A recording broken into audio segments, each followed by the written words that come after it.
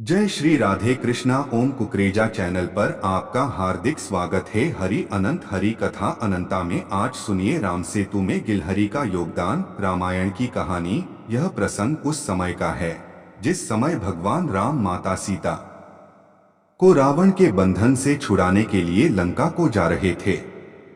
जब उनकी पूरी वानर सेना समुद्र के किनारे पहुंच गई तब किसी भी प्रकार का कोई मार्ग नहीं मिला कि उस समुद्र को किस प्रकार पूरी सेना के साथ पार किया जाए।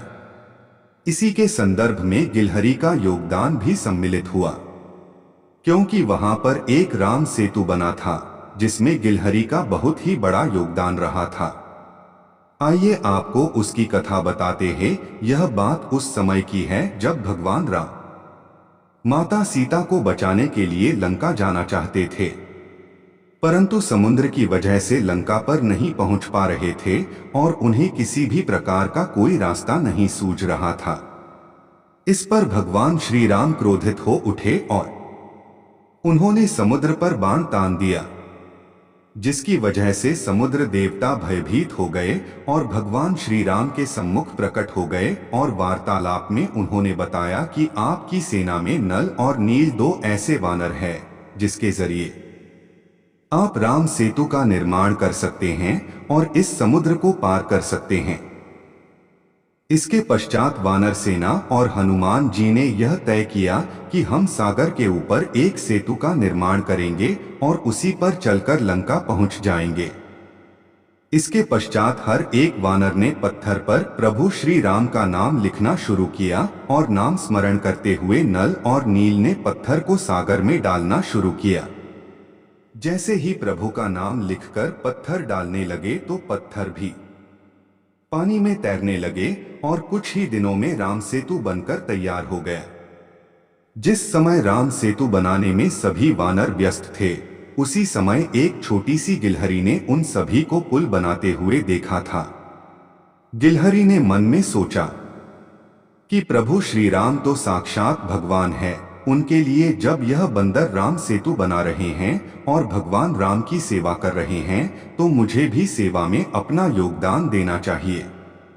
यह सोचकर गिलहरी ने मन ही मन प्रभु श्री राम के चरणों में नमस्कार किया और दूसरी तरफ अपनी सेवा शुरू कर दी।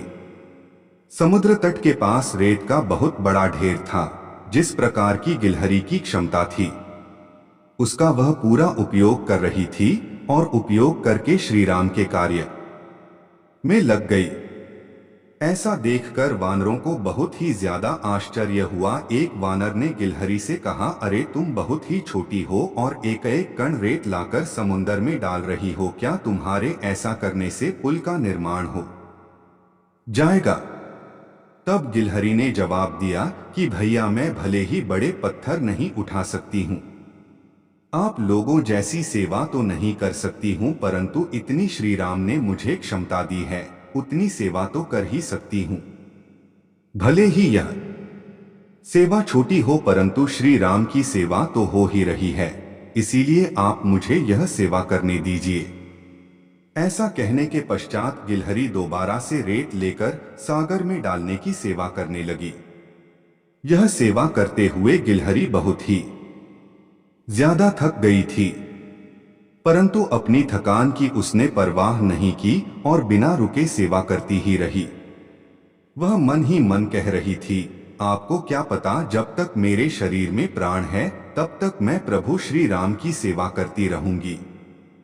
इसके पश्चात जब वह दोबारा रेत लेकर समुद्र की ओर जाने लगी तब किसी ने बहुत ही प्रेम से उसकी तरफ देखा। जी हाँ, वह श्री राम प्रभु ही थे। जैसे ही श्री राम ने गिलहरी को देखा उन्होंने गिलहरी को अपने हाथों में उठा लिया।